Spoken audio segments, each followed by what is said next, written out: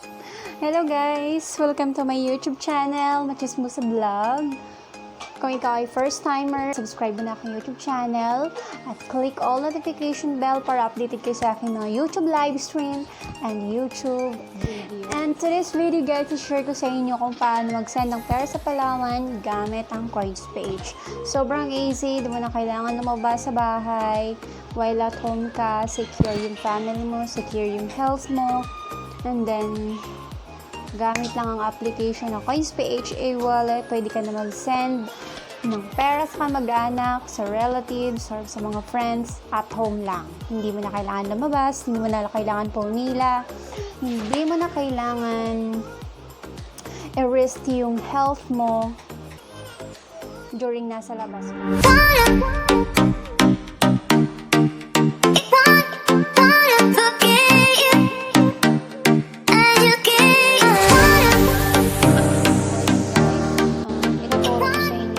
Kung paano mag-send ng pera sa Palawan gamit ang COINS PH. So, unang-unang gawin is mag-download lamang ng COINS PH application. So, punta tayo sa Play Store. Play Store, ayan. So, type tag natin ng COINS PH. Kailangan ko siyang i-update. Wait lang. Ito. Type natin. COINS PH. So, may update siya guys. Take note, kung hindi pa naka-install, since naka-install na yung application ng COINS PH, ayan, may update siya. So, kailangan ko muna siyang i-update. I-update muna natin guys. Yung update na to is baka may bagong feature sila. Ayan.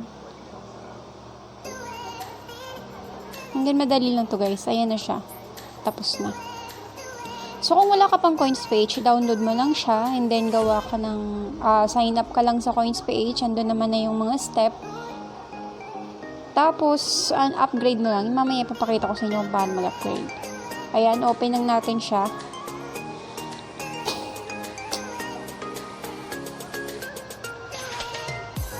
So, ayan. So, ito na yung COINS PH natin. So, unang-una, so kung may account ka na, may application ka na, so kailangan na mag-sign up. Tapos, after mo mag-sign up, ito yung, click mo dito, limits and verification. Ayan. So, click mo lang itong completed na to. Sa akin kasi verified na ako eh. Kaya yung mga lumalabas is completed na. Ayan. Ayan. Parang ganito siya guys. Kung hindi pa completed yung level 1 mo, ayan, ganito siya. So, yung address ko is hindi pa verified. Ayan. So, almost done na ako dito sa upgrade na to. Ayan, madali lang naman guys yung pag-upgrade sa COINS PH. Parang Gcash lang din or parang PMaya lang din, ganun. And dito sa COINS PH guys is madali sila mag-response yung customer service nila. Ayan. And then kapag nag-upgrade guys, within 24 hours, kapag approve yung verification mo, pag-verify ng account mo is wala 24 hours okay na yung account mo. Ayan. Yung balance ko is 265 lang. And then sa akin kasi nung nag-verify ako email, umabot siya ng 24 hours, and then after ng 24 hours is okay na. So next natin hanapin is yung Palawan. So make sure lang guys na meron kayong COINS PH balance para makapag-send kayo ng pera sa Palawan. Yung ginawa ko, yung pang-cash in ko sa COINS PH is yung PayMaya application. So, sa PayMaya, doon ako nagka-cash in sa 7-Eleven. Tapos, kapag may laman na yung paymaya ko, nalagyan ko na, doon ko na, ipapasok ko naman dun sa COINS PH account ko. So, ayun, sobrang easy lang naman guys. At the same time, di mo na kailangan pumila sa labas, di mo na kailangan mag-fill up ng application. At the same time, sobrang dali lang. At makaka-secure ka sa help. So, next natin hanapin is yung Palawan. Click lang natin tong send. Ayan.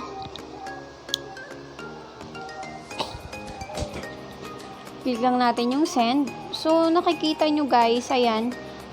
Send to another COINS PH account.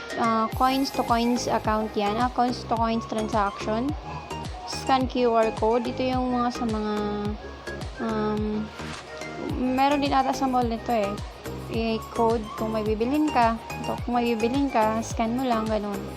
Tapos, send to bank. Ayan. Yan yung pwede ka mag-savings, tapos other purposes, ganun. And then, itong sa send to any wallet, ayan, e-wallet. So, coins to Gcash, coins to GrabPay, coins to Paymaya. Ayan. So, sa next video ko guys, ipapakita ko sa inyo yung coins to Paymaya. So, ito na. Dito tayo sa pera padala. Ayan. Sa pera padala tayo. Click lang natin to guys. Makikita na natin dito yung Palawan. Ayan. So, ito yung LBC piso padala, yung Lolier cash pickup, tapos itong Palawan. So, click lang natin to guys. At papadalan ko yung aking co-work. Co-work ko before, pero ngayon kasi simula nung na-lockdown, nawalan siya ng trabaho. And then, nahingi siya sa akin kahit kunting tulong lang. So, yung natira na lang sa coins ko is 200. So, ibibigay ko sa kanya yung 200. Para at least, kahit pa paano, maliit lang naman to guys. Pero kahit pa paano, pambili na to ng bigas. Ayan. So, pabadalan natin siya ngayon. Padalan ko siya. So, 200 papadala ko. Ay, bakit 2,000? Ayan. So, inter amount lang. So, ipapadala ko sa kanya is 200. Ayan. Next. Click next lang. Ayan, next lang natin.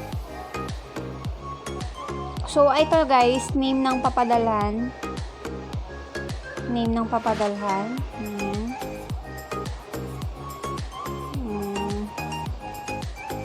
So, ito na guys.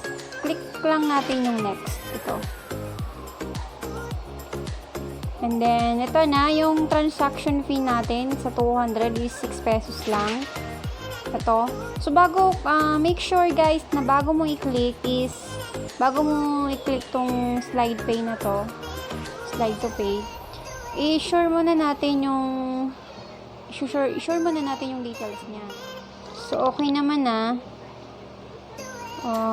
Slide to pay na natin. And take note guys, pagka slide to pay mo, ayan, may lalabas na code dyan. So, yung code na to guys, papaarasin natin sa ayan, may options naman kung i-send sa email or i-send by code. Ayan. So, SMS code na lang tayo para madali. So, wait lang natin. Ayan. So, ito na. Dumating na yung code. 849123. Type na lang natin. 849123. And then, ayan, may code na tayo. Nakuha na natin yung code. Click na lang natin ang submit. Ayan.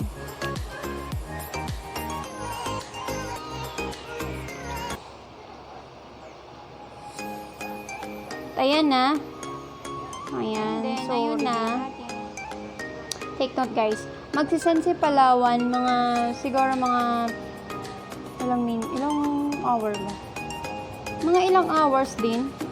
isasend ni Palawan yung transaction code.